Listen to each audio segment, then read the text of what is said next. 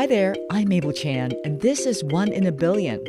Ever since she was a freshman at Harvard, she knew what she wanted to be after she graduated. I love learning about other people. I love reading about characters, just compelling characters. I think stories connect us. When I joined like the middle school newspaper staff or high school newspaper staff, then I started realizing that I could tell others stories in a way that empowered them and also inspired readers and informed them. It would be my dream to work on a TV set or on a film set every day and just try to explore characters. Because I grew up here and I grew up watching American movies and TV shows, I really want to try to make it out in Hollywood. That is Sanyee Yuan. I first interviewed her in 2012 when we met. Today, Sanyee is working in Hollywood as a writer, host, actor, and story consultant. Her success, one small step at a time, followed by ups and downs and many unpredictable turns, is a true testament to her grit, talent, and a ton of hard work. How does she do it? Here's our conversation, Cutting My Own Path in Hollywood. Welcome, Sanyee, to One in a Billion. Thank you for the warm welcome, Mabel, and for having me. We first interviewed you 7 years ago, Sanyee. You've accomplished so much and you've grown so much. So my first question for you, can you give us some highlights of your work on screen and off screen? Sure. Yeah, it's funny. It feels like no time has passed at all since I talked to you, but when I recount what I've done, I'm like, oh, wow, it actually has been some time now. I am very thankful to have gotten a chance to work with China Central Television, CCTV, as the Hollywood on-air correspondent. So I cover all entertainment news, whether that's the red carpets or the one-on-one sit-down interviews with the press junkets or going to set visits to see the cast and crew. And I've also been able to work with Disney Channel as a Disney Channel movie surfer, hosting for their show that goes on Disney. And it's just covering all Disney, Marvel, and Pixar movies. I've interviewed Tom Cruise, Sandra Bullock, Charlize Theron, Ryan Reynolds, Ryan Gosling, Chris Pratt, Chris Evans, Chris Hemsworth. Wow. Tell us about how did you land that job with CCTV? When I first moved to LA, I was doing a couple of unpaid internships assisting TV producers for various shows, including White Collar. I was assisting a woman who ended up producing the show The Good Doctor on ABC. And these are just unpaid, and I was auditioning at the same time for acting gigs, commercials, TV show auditions, film auditions. And I realized I needed to get a paying job in order to support my artist life and creative pursuits. Yeah. So I interviewed in New York for the NBC East Coast page program, and then also in LA. I wanted to stay in Los Angeles, so I accepted the offer from the NBC West Coast page program, and I got a chance to rotate within different departments. At the same time, I was still auditioning, and so I would be running out to auditions during my lunch break, my 1 hour lunch break, or I would be like doing a self-tape in the bathroom in the basement of NBC. You were juggling a lot. And I realized I wanted to bet on myself and just pursue acting full time. So I decided to leave NBC after 1 year. The month before I decided to leave, I was just really aggressively networking and trying to find opportunities. And then someone who I knew before from a different like Asian journalist organization community, then she was asking me if I'd heard that CCTV was looking for new reporters for their Los Angeles branch.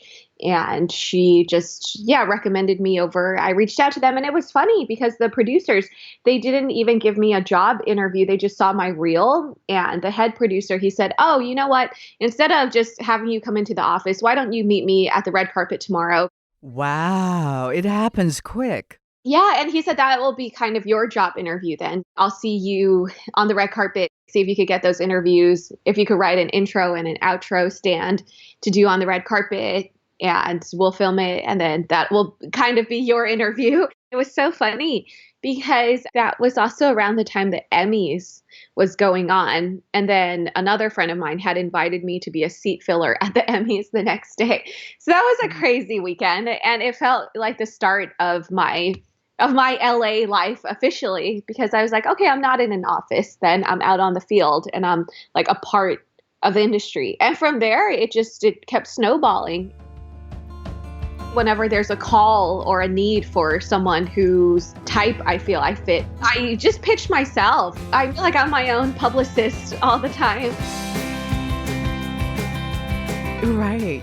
But you did find an agent at some point. Tell us about that process. Oh, yeah. So actually, then I moved out to Los Angeles in June 2012. I did a lot of research on different talent agencies and managers that were affiliated with the union SAG-AFTRA. And I write my own emails and send my reels as examples of my work. And I sent my headshots.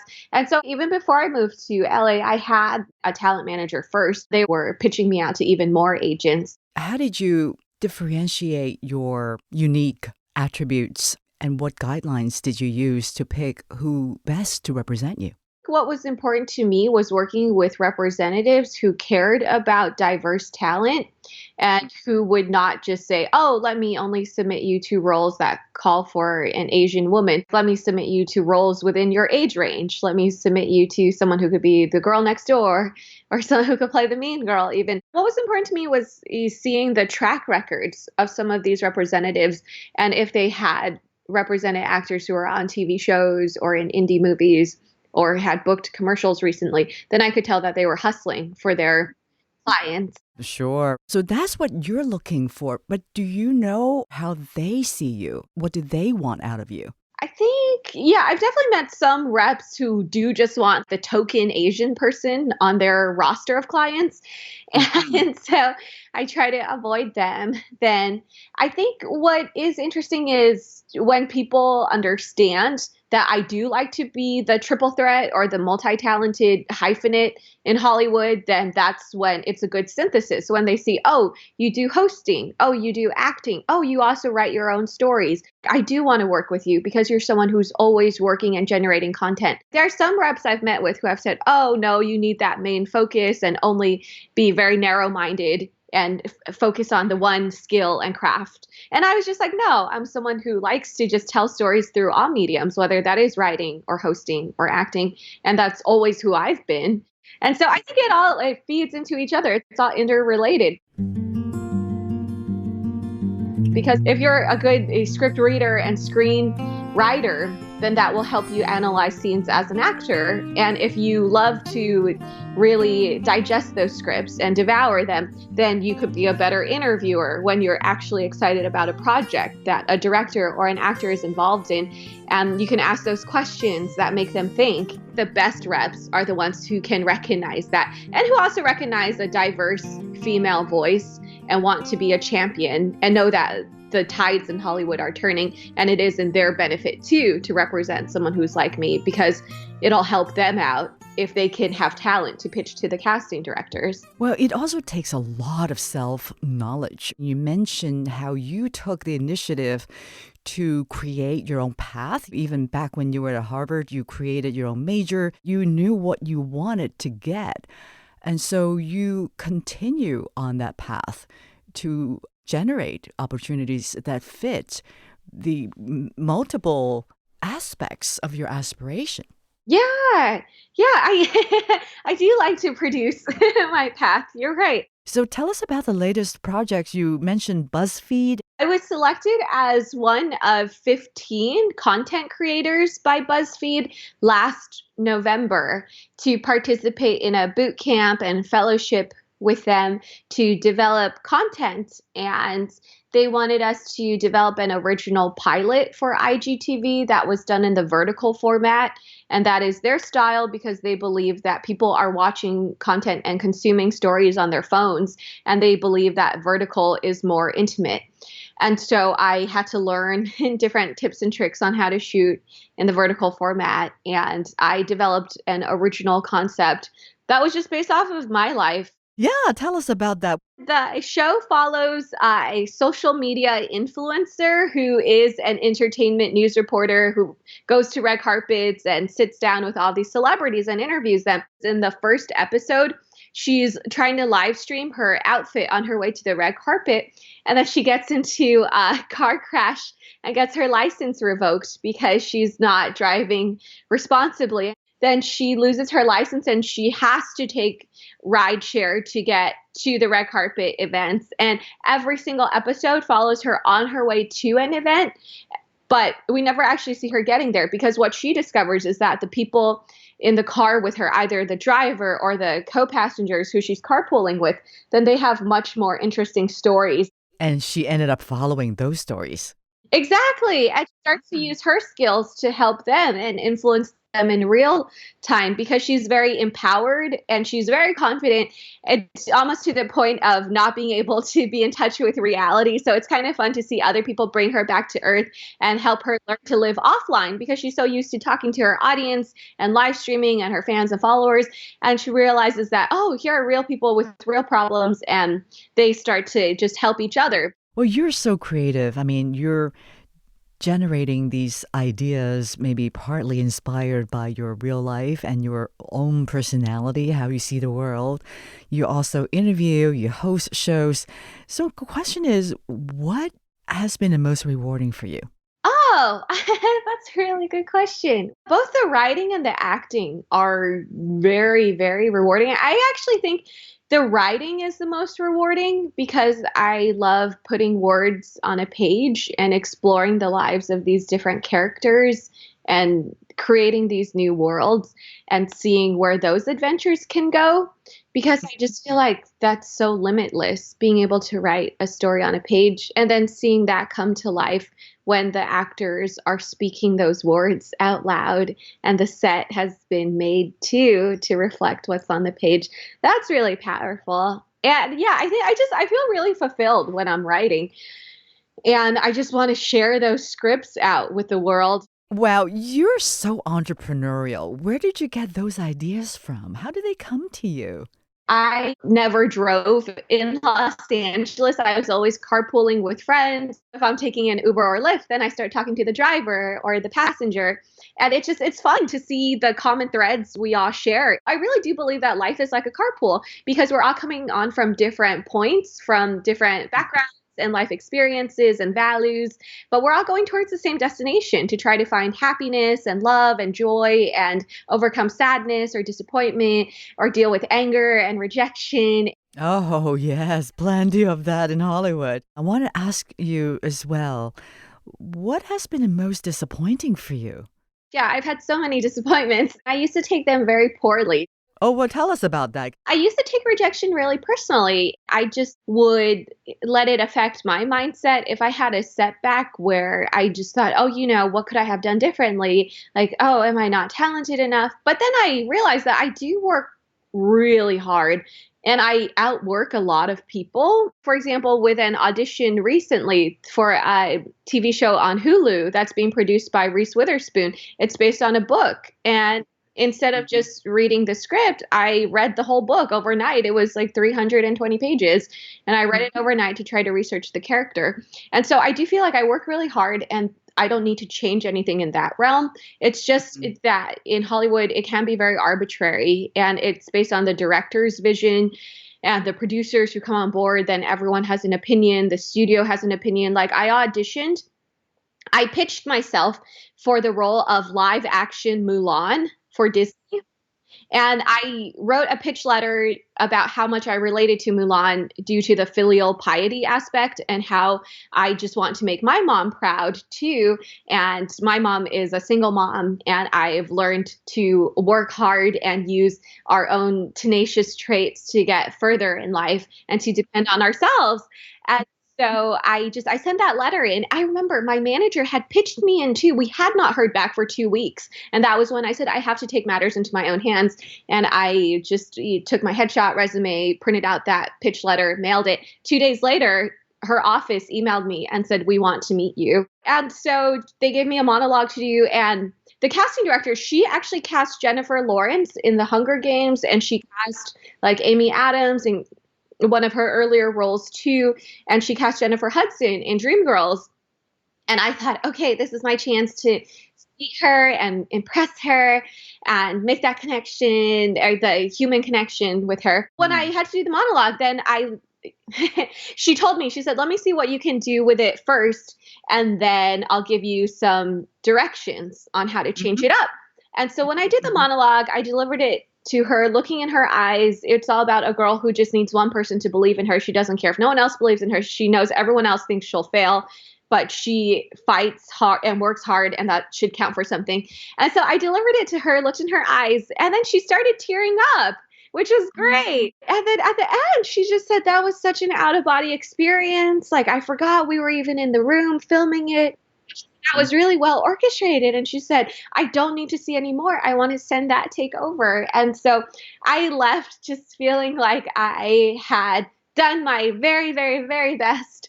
I was super hopeful. But what ended up happening was, I do believe that there were some politics. And then they went with a really big star in China who's a household name. And I know there are Chinese investors in this movie too. Like, the movie is shooting in China and in New Zealand. They probably like bigger names that could be recognizable to the Chinese audiences.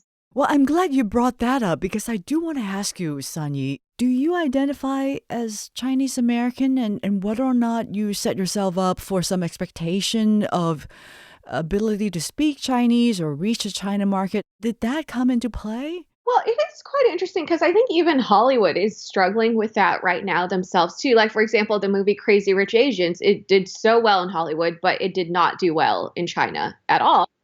And I think that's because a lot of their actors were from American TV shows that aren't recognizable in China. And I think also the storyline just did not feel new and fresh to the audiences in China. And China's just like, we've seen romantic comedies like this. Oh, we see movies with diverse casts all the time. Like, all of our big actors are Chinese. So it's very hard to break into the Chinese market.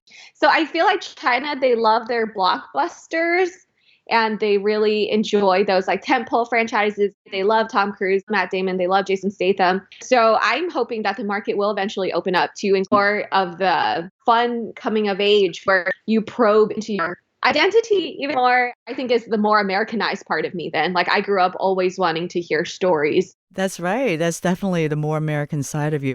First couple of years when you're trying to establish yourself, your emerging artist talent as an Asian woman in Hollywood, how would you present your competitive advantages? How were you able to use them? And what are those? When I was sending out emails to the agents and managers, if I put in my subject heading, Asian American actress, host, writer, or Chinese American actress, host, writer, they were more likely to click on it and open it and answer it, even if it was just a cold email. It's actually really great because Hollywood is seeking Asian talent both in front of and behind the camera, where I have other friends who are Asian American writers, and they're all of a sudden starting to get more meetings too and get the chance to write in the writers' rooms on TV shows and get, I guess, considered on the list for studio movies to write those. I'm really glad that everyone is emerging together. I do think my first few years in Los Angeles were quieter, and now it's just been so different. So how about any sort of downside? What are some examples of disadvantages that you have experienced? And tell us about those. Yeah. Sometimes, again, with Hollywood just really operating on one's appearance. I mean, I've been told that I don't look Chinese enough. And I, yeah, and I think that that's really funny. I am like half Chinese, Shanghainese, Taiwanese, and then I'm a quarter Filipino and a quarter Vietnamese. So definitely they have a look box, right? They try to see how you can fit in that box and not this box. But if you have a mix of boxes, then they're confused. Exactly. Let me bring you back to your own journey of establishing your career and growing as a person, as a woman. It is a very challenging place, Hollywood. Do you write a philosophy or a strategy of how you see setbacks so that when you're down, you can pick yourself up? Or when you are, thrown under the bus, you can pick yourself up? You know what I'm describing? Totally. Yeah. I always believe that everything happens for a reason in my journey too. And I'm someone who does like to have a lot of control. And so I need to learn to relinquish that control when I know the factors are outside of what I can control. I just have to tell myself that, okay, something better is coming along. Every disappointment just means that a better opportunity is on its way. Thank you, Sanyee. That concludes our season 4 for this year. We will take a break for winter and relaunch next spring. Right now, we're seeking new voices to be our contributing podcasters. If you're a writer, producer, entrepreneur with experience in podcasting, send us an email at info@chinapersonified.com. Tell us who you are, what's your pitch, and show us a clip of your podcast. If you want to join our team of volunteers, just go to our website, oneinabillion.voices.org. Click Join. Don't forget to rate us on Apple iTunes. Find us on Facebook, Twitter, and Instagram. Support for our podcast comes from our collaboration with the Victor and William Fung Foundation. On behalf of our entire team at One in a Billion, Brian Latwinowicz, Maggie Shi, Sarah Zhu, Yvette Yu. we wish you a fantastic holiday and a fabulous season of joy, love, and wonder.